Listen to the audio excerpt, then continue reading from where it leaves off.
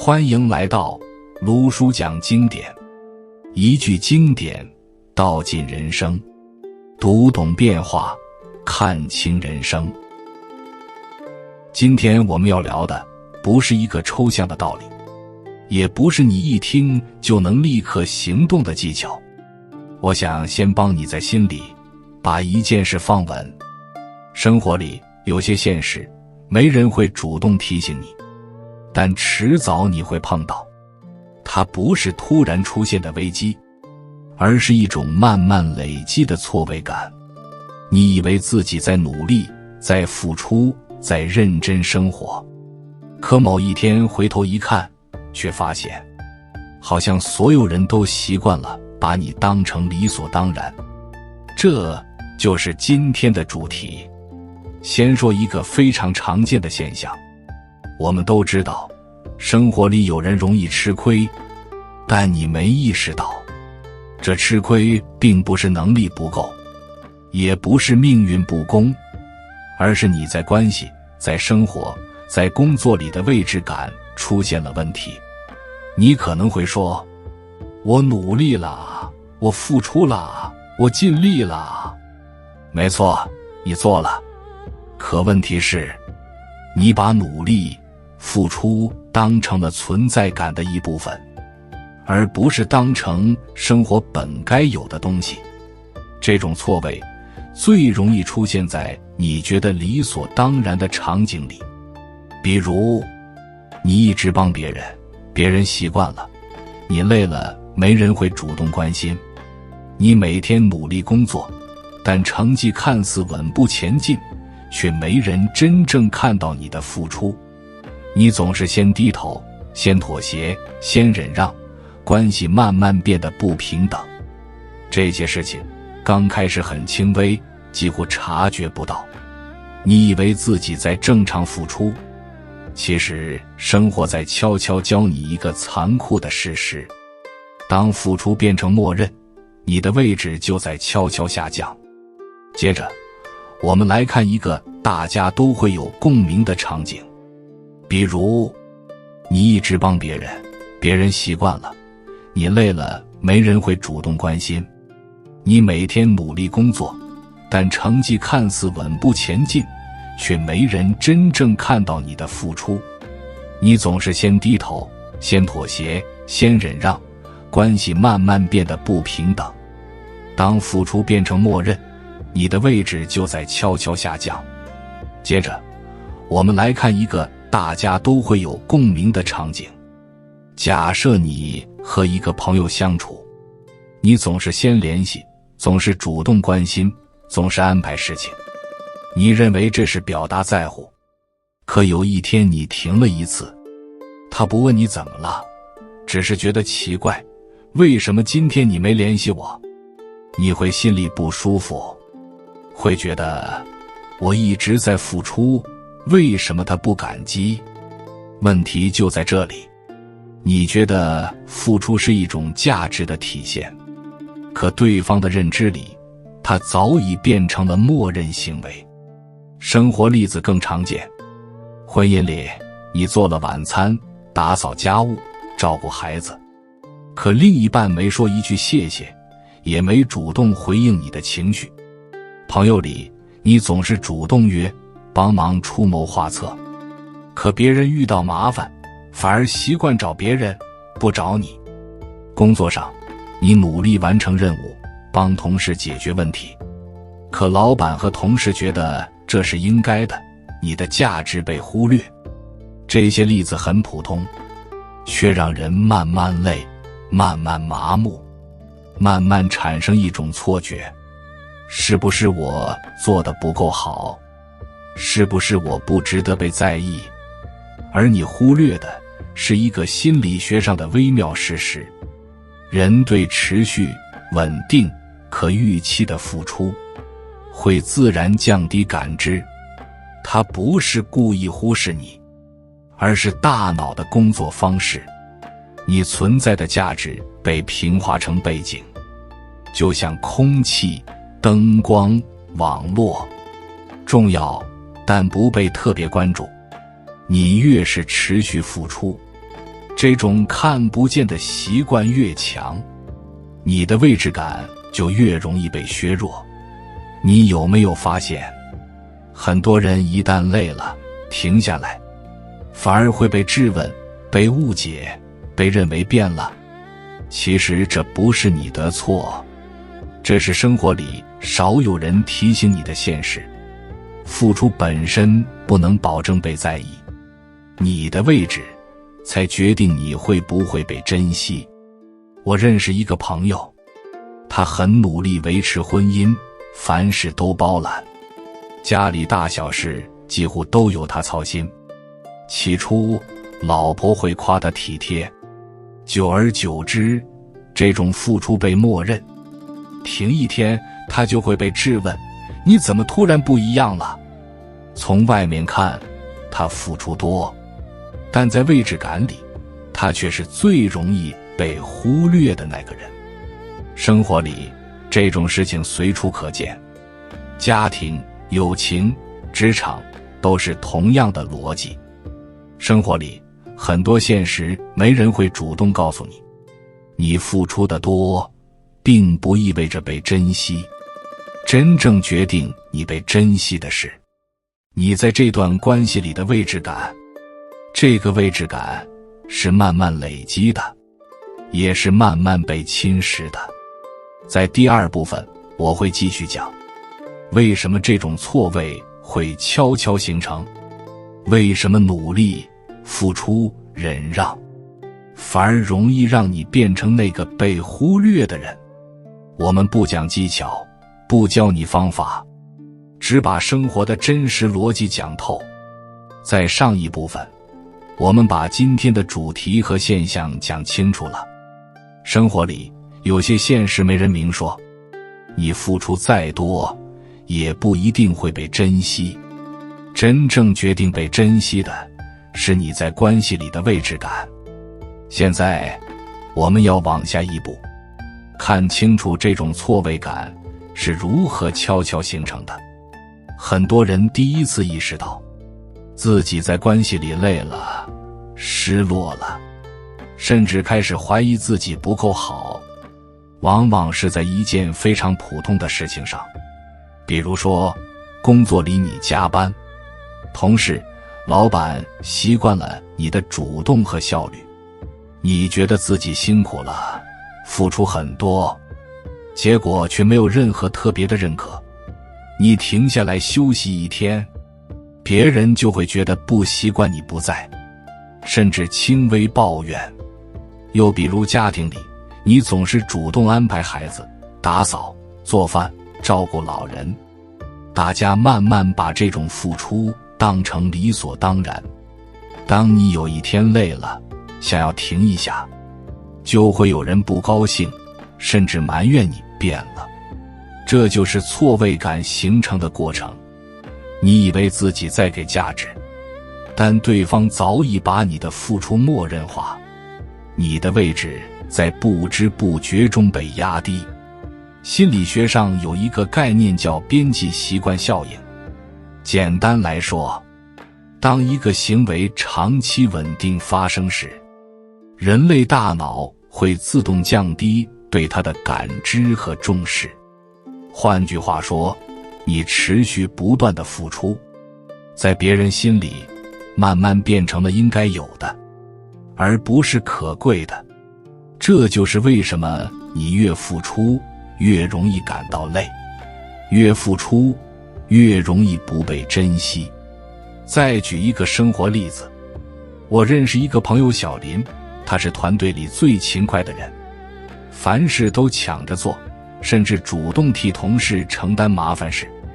一开始大家会夸他、感激他，久而久之，大家觉得这就是理所当然。有一天，小林想休息一下，同事的态度立刻冷淡了，甚至埋怨他不够给力。小林意识到，自己在付出的同时，已经慢慢失去了在团队里的选择权。他每一次努力都在维持别人预期，而不是维护自己的位置感。这件事情不仅发生在职场，也同样发生在亲密关系里。情侣之间长期的体贴、迁就、让步，一开始会被夸赞、被感激，但当这种行为成为默认，另一方就会下意识把你当作必须在的存在。你停下来或者表达不满，就会被认为变了。亲情里也是一样，你总是先妥协，先迁就，先包容，家人习惯了你总在，你突然有一天说不行了，会被误解为不孝，甚至被责怪。这里的共鸣感非常微妙，你会发现很多人在生活里累了、失望了、委屈了，并不是因为别人不好，而是他们自己不自觉地把自己放到了必须付出的位置。你习惯了忍让、迁就、低头、体贴，就像默认开了一扇门，别人只会走进来，从不会提醒你，你累了吗？你需要吗？我再举一个例子，小美和男朋友恋爱多年，她几乎承担了所有的日常安排、情绪管理和社交协调。男朋友一开始觉得她很贴心，但慢慢的，小美发现，无论她多忙、多累、多委屈，对方几乎不会主动承担或者体谅。当小美提出自己累了，希望对方帮忙或者分担，对方会抱怨，你怎么突然不一样了？小美这才意识到，自己的位置从被在意的人，变成了理所当然的付出者。这就是现实里少有人提醒你的事情。付出越多，并不等于被重视，位置感越低，越容易被忽略，越容易累，越容易失落。而错位感形成的根本是一种心理和行为的循环。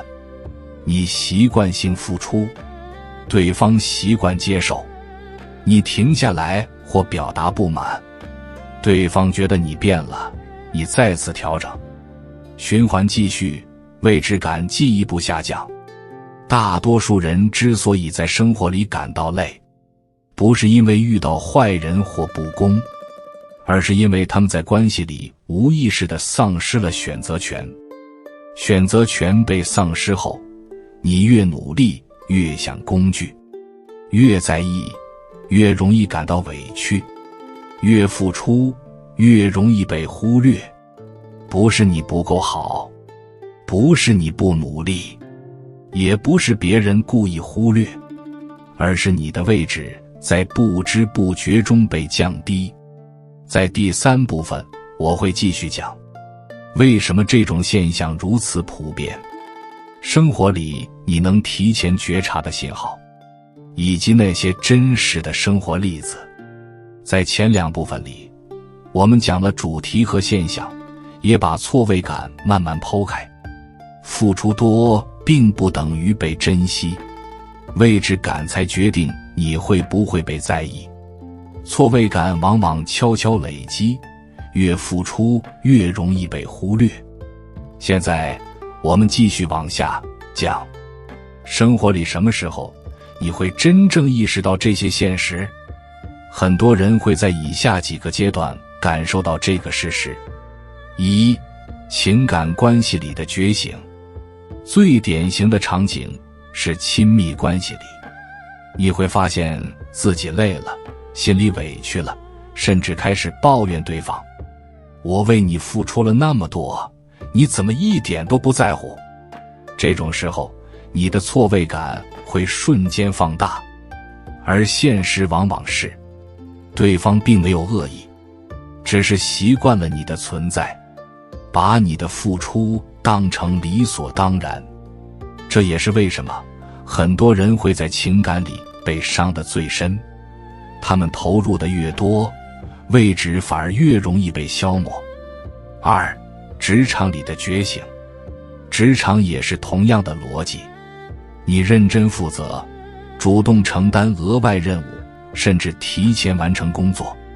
老板和同事刚开始会夸你，甚至依赖你，慢慢的，这种行为就被当成了默认的标准。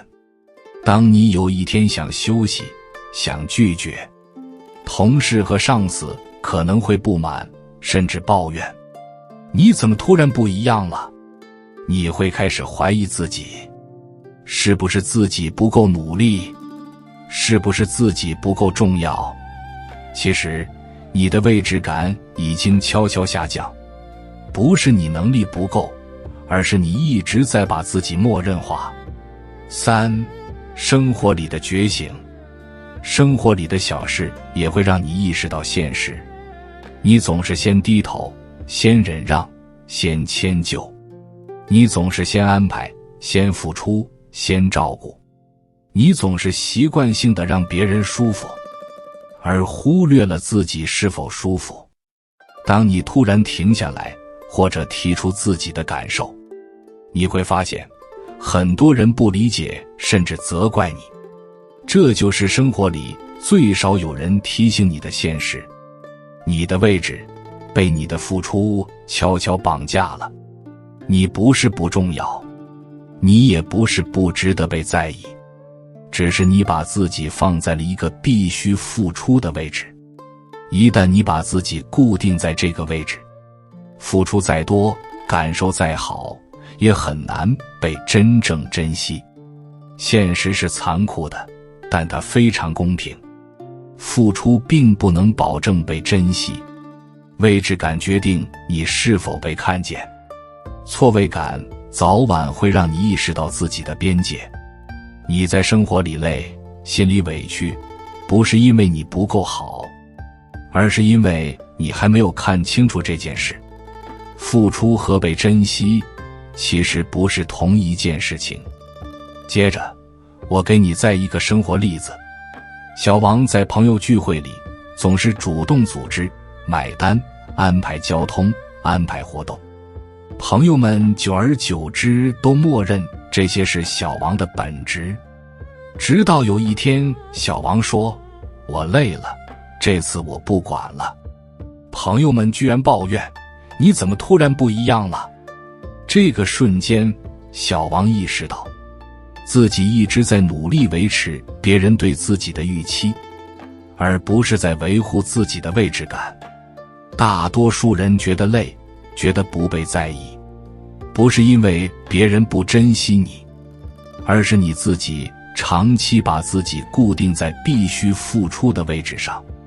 当你意识到这个逻辑，你就不会再把累和委屈简单的归咎于别人，而是会开始认真审视自己在关系里的位置是不是还合理。生活的现实非常简单，却很少有人明说。付出是自己的选择，不是义务。你的位置感比付出更重要。不被珍惜，不等于你不够好。当你慢慢理解这件事，你会在生活里更清醒地看待关系，看待付出，看待自己的位置。付出越多，不等于被珍惜。位置感才决定你会不会被在意。错位感往往悄悄累积，越付出越容易被忽略。接下来我们要聊，生活里有哪些信号能让你提前察觉自己被忽略的位置。1. 感受被忽略时的微小迹象。生活里有很多细节，其实早就透露了事实。你主动付出，却没人回应；你表达感受，却被轻描淡写；你停下来休息，却引来微妙的不满。这些信号看起来微不足道，但累积起来，会让你越来越疲惫，越来越压抑。例如，你在朋友圈群里总是先开口组织活动，久而久之，别人已经不再主动参与安排。你停一次，大家会抱怨，怎么今天不安排？这就是生活里最典型的默认化信号。你的位置已经在不知不觉中被压低。当你长期处在这种状态时，会出现几个心理现象：一、过度自我消耗，你觉得必须付出才不会被忽略，甚至明明累得不行，也不敢停下来。二、内心不安全感，你会怀疑自己不够好，觉得自己必须持续证明价值。三、情绪麻木，你开始对感激变得迟钝，甚至觉得不被珍惜是理所当然的。这三个心理特征是很多人慢慢陷入错位感的标志，一旦出现，就很容易形成循环，越努力越累，越累越被忽略。我认识一个朋友小赵，在公司里是典型的可靠担当，无论部门遇到什么问题，大家第一时间想到的就是他。他努力付出，甚至经常牺牲休息时间。最开始同事们夸他，老板也表扬他，但2-3年过去，他突然发现自己累得不行，但没人主动关心，甚至有人觉得他理所当然应该在。小赵才意识到，他一直把自己放在必须付出的位置上，别人已经默认他存在，所以付出多少，感受多少都被忽略。再举一个家庭的例子，小陈每天做家务，照顾孩子，处理家庭琐事，即使有一天想休息，也常被抱怨你怎么不管家了。而长期累积下来，他心里越来越压抑，感觉再努力都不被看见。这个信号非常明确，一旦你的付出成为默认，位置感就被削弱。这些微小的信号，如果你能提前察觉，就可以在不伤感情的情况下开始调整自己。如果你在亲密关系里，付出从被认可到被默认；如果你在工作里，努力从被欣赏到被习惯；如果你在家庭里，忍让从体贴到理所当然，这些都是提示，你的位置感正在悄悄下降。你可能需要审视自己的边界和投入方式。很多人之所以在生活里感到累、失望、委屈，并不是因为别人不好，而是因为他们无意识地把自己绑在了付出的位置上。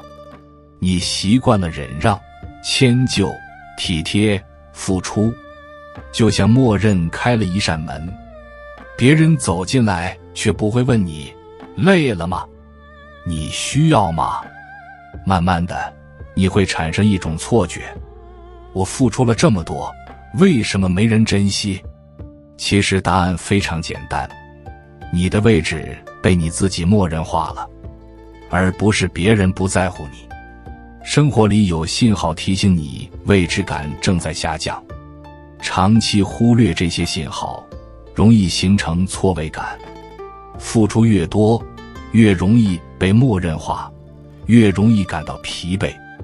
当你理解了这些信号，你就能在生活中慢慢觉察自己的位置，而不是一直被动付出，感受委屈。现实非常简单，也很残酷。你付出多，并不代表你在别人心里位置高。很多人不愿意承认这个事实，他们觉得我努力了，我付出很多，我应该被珍惜。可问题是，付出和被珍惜是两件事。付出是一种行为，被珍惜是一种认知。你付出多少，不决定别人心里是否重视你。真正被珍惜的人，往往不是付出最多的人，而是在关系里有自己位置的人。位置感决定了关系中的主动权和心理安全。你不必依赖付出来维持存在，你有权停下来而不被指责。你做出的选择是基于自己意愿，而非恐惧。换句话说，付出本身是加分项，而不是存在的保障。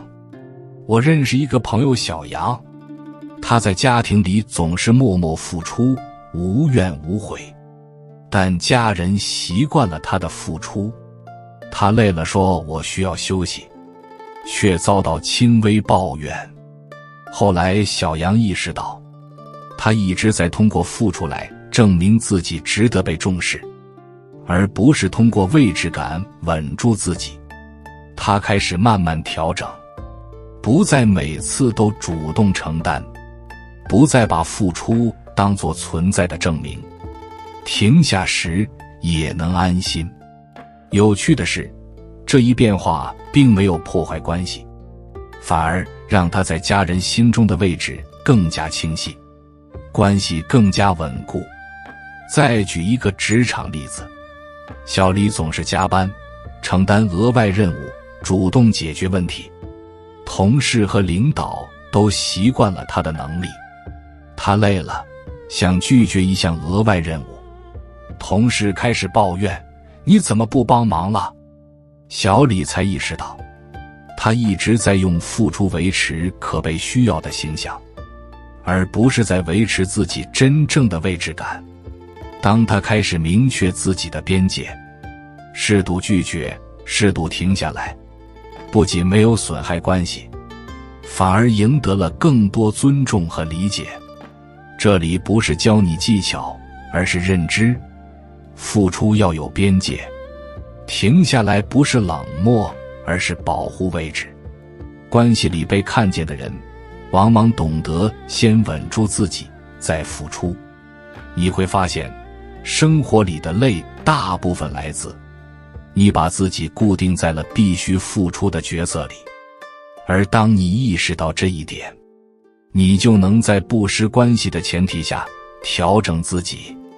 很多人一辈子都被这个现实困扰，在情感里累，在亲情里累，在工作里累，却不知道累的根源不是别人不在意，而是你的位置被你自己无意识削弱了。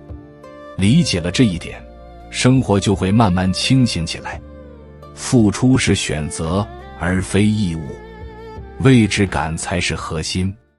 明白这点，你才能轻松面对任何关系。卢叔送你一句话作为结尾：付出不是衡量价值的尺子，位置感才是你真正的财富。这里是卢叔讲经典，我们下节课再见。